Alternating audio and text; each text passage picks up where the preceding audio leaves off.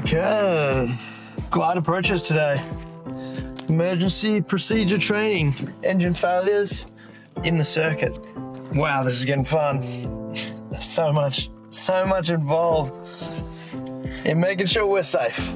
It's important. Let's get into it. What's going on, guys? Welcome to another video and yet another flight without audio. I keep putting that little microphone squished in between my ear and the ear cup foam for the headset.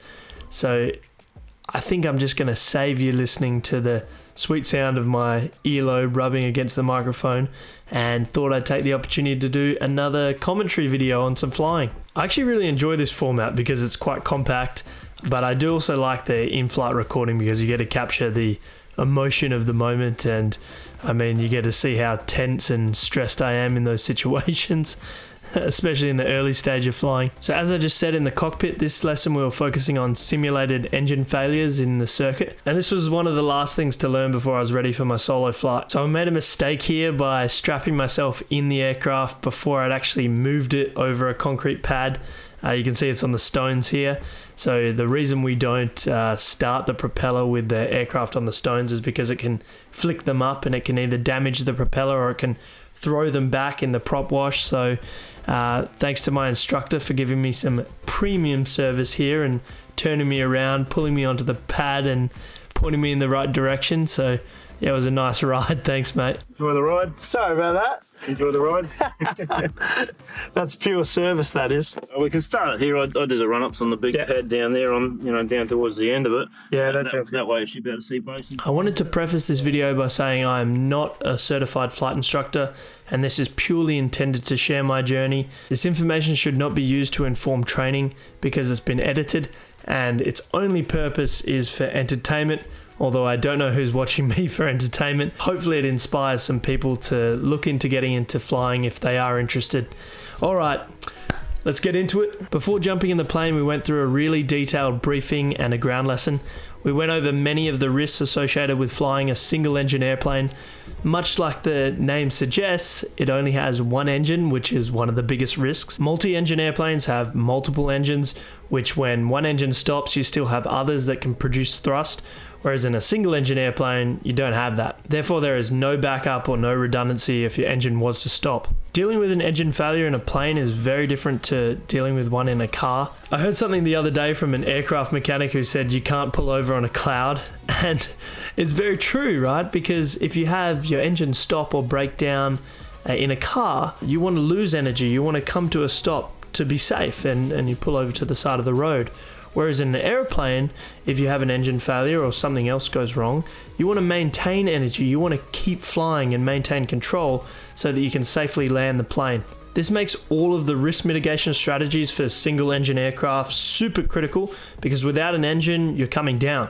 This particular lesson was focused on how to manage engine failures when you're in the circuit or a pattern of an airport. What was pointed out to me is that every scenario is different and the timeliness and the effectiveness of your decision making is vital.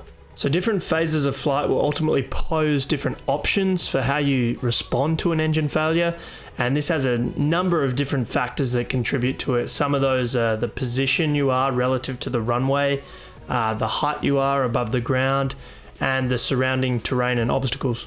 Just to name a few, there are plenty, but that's just to name a few. So there were basically three types of scenarios in which we practiced this lesson for simulated engine failures. Number one was an engine failure just after takeoff. We didn't actually simulate this because that's quite dangerous, pulling the power to idle when you're that low. So just after we took off, my instructor basically said, "Your engine just failed, what would you do?" And I had to verbalize to him what I would do in that scenario. So when you have an engine failure right after takeoff and you have no more runway left in front of you and you're super low, there's a high chance that you're probably going to have to land in front of you. This very much depends on the circumstances, but trying to turn back 180 degrees to try land back on the runway when you are very low sometimes can't be achieved. This is commonly referred to as the impossible turn, or as some people say, the improbable turn. I think if they're a little bit more optimistic. But I think the real reason for that is that it varies so much from airplane to airplane and circumstance to circumstance. And I think the bottom line with that is that when you lose an engine and you lose thrust, when you're making a turn, you're going to lose height as you're making that turn quite significantly. So it's just something to note that you can't always turn back to the runway. In rural South Australia, this is a lot better than, say, if you're flying out of an airport in the suburbs, or say it was right next to mountains. This is because there's practically paddocks everywhere. Yeah, they're not completely flat or free of obstacles. There's the occasional llama or two walking around, but it's a lot better than most airports, I'm sure. So after talking through that scenario, we basically went on to do some normal circuits where I was practicing my approaches and landings. I really don't think you can do enough of this because literally every single approach is different. Sometimes you get pushed up by the convective currents, the thermals, sometimes you sink, sometimes you have a really strong headwind so it feels like you're moving really slow over the ground. Then the next landing you'll have no wind, so it feels like you're a Formula 1 car, and crosswinds, we're not even going to go there. Essentially, I never get bored of this because every approach and landing has its own challenges, and having to adapt and make different control inputs to kind of counteract the effects, that's some repetition that I think I'm benefiting from. So the next scenario that was presented was where you have an engine failure after takeoff, but you're at a considerable height above the ground. Once again, each aircraft is different, so it's really important that you have a plan before you take off so you know what your indicators are as to which heights are critical for when you can return to the runway or when you have to look to land straight ahead in front of you. But yeah, your pre-takeoff briefing is super important here because there's not a lot of time to make a decision if you were to have a true engine failure. So knowing how you're going to respond in that situation is super critical. Super critical. So anyway, my instructor said, your engine's failed again. And I was like, really, again? No, I verbalized what I was going to do to respond. So I said, okay, I'm pitching for airspeed best glide. I'm looking for the best place to land, which in this case, it was the airport. And then I made a pretend Mayday call. So aviate, navigate, and communicate was the order of operations there. It's important that you fly the plane first before anything. The final scenario we actually practiced. This was a scenario where you have an engine failure at the end of the downwind leg when you're at traffic pattern altitude. So before we did this approach, we made a radio call saying that we were doing a glide approach. I think we practically made this to ourselves because it was so quiet this lesson. There was like nobody there, so it was perfect time to practice this. Anyway, the instructor pulled the throttle back to idle thrust and I had to land the aircraft with no power. So the first thing I did was pitch for my best glide airspeed, which basically gives you the best ratio for how far you can fly versus how much height you lose. Next thing was to select best place to land, so that was, in this case, it was the runway. I was instructed to turn towards safety, so just make a turn towards the runway, kind of cut the corner of the base leg. We did this because there was no traffic in the circuit, so it was safe to do so at the time. There's no real point if you have an engine failure to be hanging out wide and doing a normal approach. We wanted to head towards safety.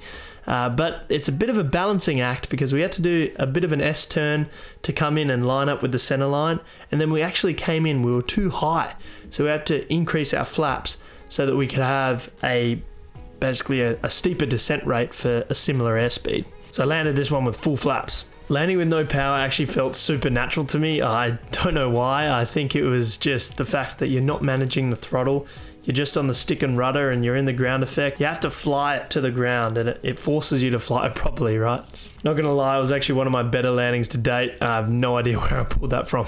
So that essentially covers the simulated engine failures lesson. I was pumped up after that. It was pretty intense. All right, I think that's the end of me talking. It's about time. I'm going to transition this video to next week where we did some consolidation in the pattern and also practice some more glide approaches. I was really starting to get comfortable and I was making the right adjustments on the final leg, and my instructor was happy with my progress and gave me some pretty exciting feedback at the end of the next lesson. So stick around for that. I think it's going to be a condensed one. Stick around for it. Okay, I'll be back in like 2 or 3 minutes to say goodbye. See you soon. Oh, that was a lot of fun. That was a good lesson. Okay, let's practice some landings. Last week was the first week that we were kind of getting the hang of it, so let's give it another go. Clear prop. Rollo traffic, Debrief 5246, lining up and rolling, 19er, Rollo. Set for takeoff.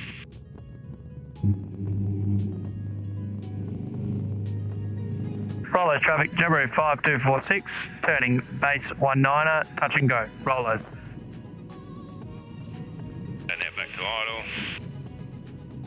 Holding off. Back to idle. Back to idle. Right rudder.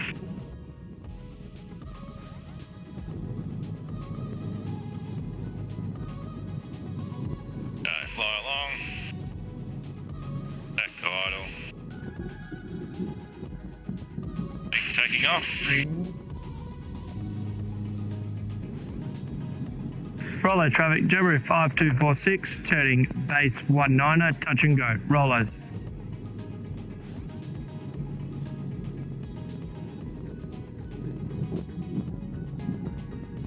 It's a bit flat in the end. Yeah, taking off. Rollo traffic, Debrief 5246, turning base 19er, touch and go. Rollos. Back to idle.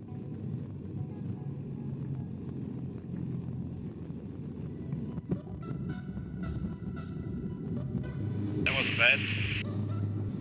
Had a little bit of power.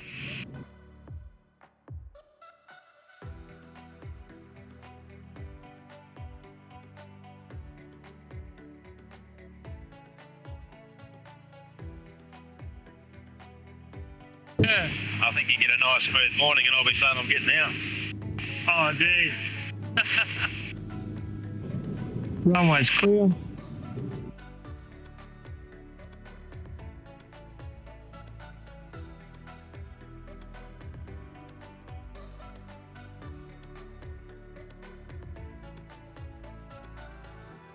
I can see you judging the power changes now, and that's a pretty good sign that you've got the idea, so Yeah, some of them are sinky, some of them floaty. yeah, good. A couple hundred reps can make a big difference, can't it? Absolutely.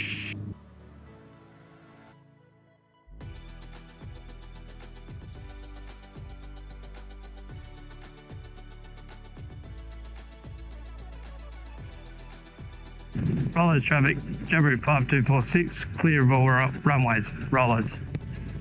No, you've got it now. I think you get a nice calm morning.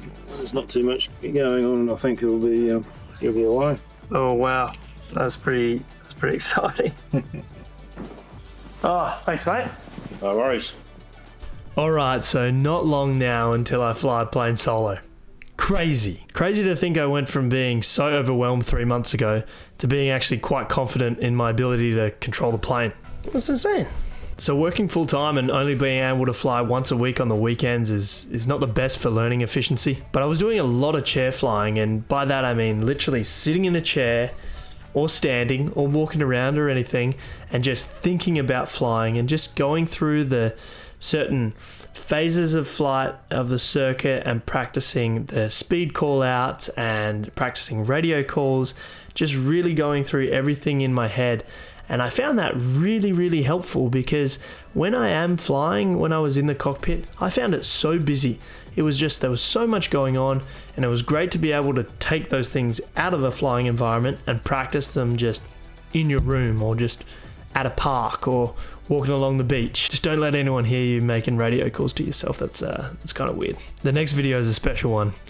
Everyone's journey is different, and mine is especially different at this point. I'm enjoying sharing it. Thanks for watching. Subscribe if you want to. I'm trying to put out 2 a week because I've just got a massive backlog of footage. There's some seriously exciting stuff coming, and I know this because I've lived it. Alright, enough of me talking. See you in the air. Godspeed.